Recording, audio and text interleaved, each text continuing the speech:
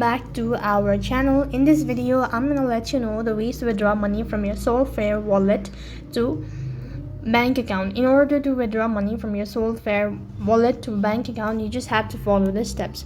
Now, Solflare is a cryptocurrency wallet specially designed for a Solana blockchain. It allows users to store, send, receive, and manage Solana and other tokens built on a Solana network.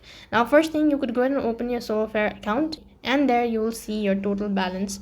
Now underneath you'll be receiving swap, stake, and send button to transfer crypto to another wallet, and you can go ahead and tap on send, or you pick the specific crypto you want to withdraw.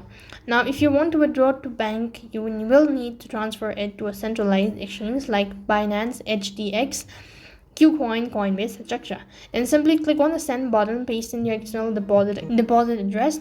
Make sure you select the same token and network. Copy your deposit address and go back to your Solflare wallet and paste your deposit address.